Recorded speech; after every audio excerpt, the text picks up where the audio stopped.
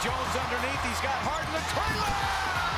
Oh, what a tomahawk jam. Back to Harden. Harden on the drive. Takes it inside. Lays it up. And the Rockets have a 1-point lead. The masked marvel and Superman. And Superman wins the battle. And the Rockets win the game.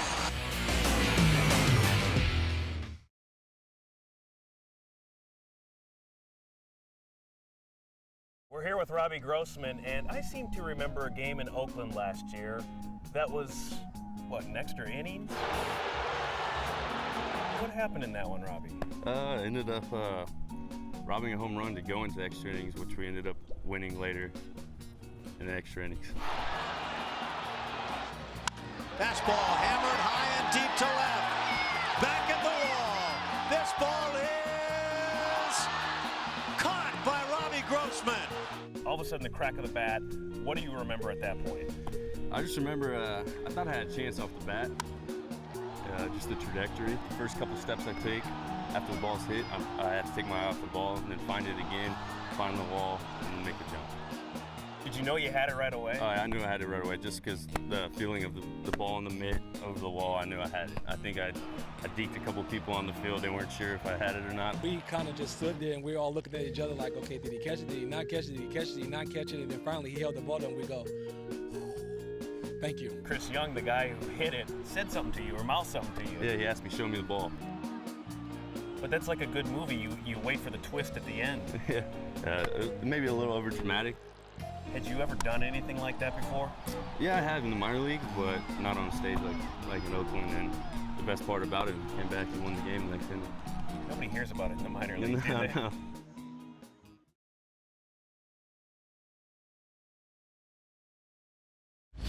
In 1931, Bobby Jones hired Alistair McKenzie to design a golf course in the countryside near a small town in Georgia. Today, Augusta National is considered one of the greatest courses in the world. Designing the perfect street course for auto racing requires the same kind of creativity. Just trade the grass and trees for concrete and buildings, and no one knows that better than Martin Thake, who's been designing street courses and tracks for more than 30 years. We're standing in the pit lane. So this is where the Indy cars and all the other series that are racing here will come in, and specifically for the Indy cars, it'll be where most of the action takes place.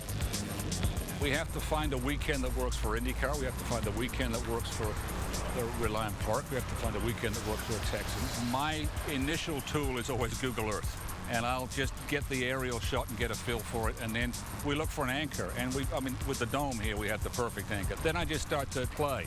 It's really a very creative process. We have a 4-week window to build usually, and a 2-week window to disassemble. Because we are at the beginning of the football season here, I have 96 hours to build it, about 108 to take it apart. We're running 3 crews every 8 hours, and then we're doubling up, so we're running 6 crews, running around the clock 24 hours. There used to be a street race in Miami many, many years ago, back in the 80s, and the promoter down there, Ralph Sanchez, always used to say, I threw a party and a race broke out. And that's kind of, you know, how it goes here, because there's so much more than just racing. Coming up, A.J. Foyt breaks down this year's IndyCar Series and why the American racing legend loves teaming up with his Japanese driver, Takuma Sato.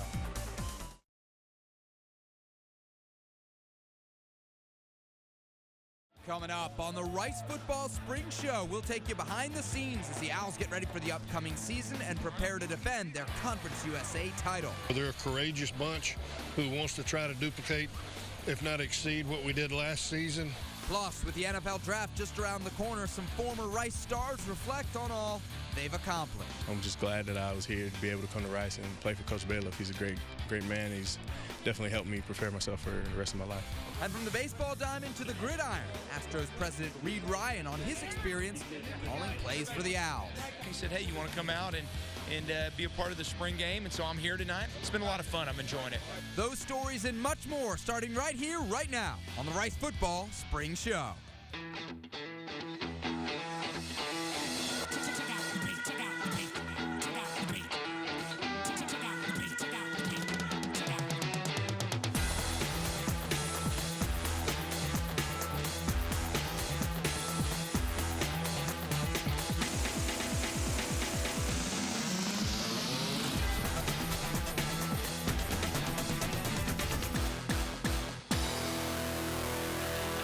Welcome onto Rice University's beautiful campus. This is the Rice Football Spring Show. I'm Sebastian Salazar. Thanks for joining us. As over the next half hour, we're going to take you inside an Owls program on the rise. Truth is, there's no better time than now to be a fan of the blue and gray. Rice coming in off their first conference championship in 56 years.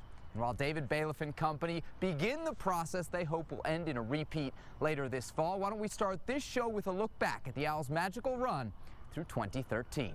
Rice kicked off the 2013 campaign with one of the most talked about games of the season, but it wasn't the Owls causing a buzz. It was the man on the opposite sideline, Johnny Manziel. Johnny football suspended for what Texas A&M called an inadvertent violation of NCAA rules involving signing autographs. And while the Owls kept it close early, down just 7 at the half, Johnny Manziel and the Aggies were too much to overcome as Rice fell 52-31. We were dreaming big. We were coming here to win this football game. The football team's hurt right now, and we got to get over it. But we're on the right track, and I'm excited about the future and what we're going to be able to accomplish this year. The following game was a bounce back for Rice with a win at home over Kansas. Then, after a close loss to rival U of H, the Owls began to rack up the W's. Florida Atlantic, Tulsa in overtime, and New Mexico State on the road, among others. After a tough loss to conference foe North Texas on Halloween, Rice won 3 straight to send them to the CUSA championship game against Marshall, which they won convincingly at home 41-24 to capture their first league title since 1957. And for a team that just 2 seasons prior had won only 4 games, the experience was all the more special. I mean, I could not be more proud of being a part of this team. This is absolutely incredible. We got the best character guys you can imagine playing with, and this is huge for this school and this team. It's going to be special to come back and be able to say that we were part of this team. And like I said, I couldn't be more proud to be part of this team. We've come such a long way. 5th-year senior, going from not winning very many games to winning this is incredible. I could not be more proud of them. You know, I love these guys, my brothers, so I'm just so happy. Well, a good season usually means good recruits, and the Owls did just that with their incoming class of 2014. Here's some of the highlights. Quarterback Jeremy Jones out of San Antonio. The Walter twins, Austin and Aston, a couple of playmakers from Crosby, Texas. And how about this? Lance Wright from North Pole, Alaska. No, that's not made up, but he's originally from Texas, so we know he can ball. On March 17th, Rice hosted scouts from all 32 NFL teams at the school's pro day. 11 Owls, including Philip Gaines, Charles Ross, and Cody Bauer, attended the event. Gaines, one of the Owls invited to the NFL Combine in February. He had already impressed scouts running a 4.38 40-yard dash in Indianapolis. And while players admitted to being a little bit nervous, they also were excited for the opportunity to show off their stuff. I just came out here to have fun, you know, because at the end of the day, it's just football. You've been doing this stuff since I was 8 years old, so there isn't any reason to put some stress on you, unneeded stress on you. This is something I've been working for my entire life. I've always been fortunate enough to be a little bigger than everybody, but this is something I've always wanted to do. So to finally be here, I was nervous coming out. I was a little nervous at first, but after I got through with the vertical jump, I was just like, it's another day of working out, basically, so to calm down. My time at Rice, it's been a long time, 5 years. It didn't start off so well as a team, playing football.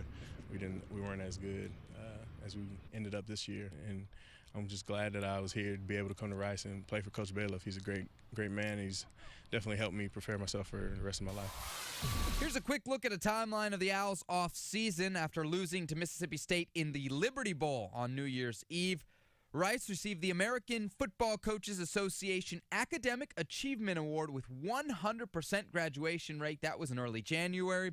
In early February, the Owls named Larry Edmondson and Billy Lynch co-offensive coordinators, replacing John Reagan, who took the offensive coordinator job at Kansas. And then in early March, Rice promotes Anthony Stewart to running back coach. He had been a graduate assistant. Coming up, we go behind the scenes at the annual Rice Blue-Gray game. Find out which local celebrities helped David Bailiff on the sidelines and which side took home this year's bragging rights. We'll be right back on the Rice Football Spring Show in just a moment.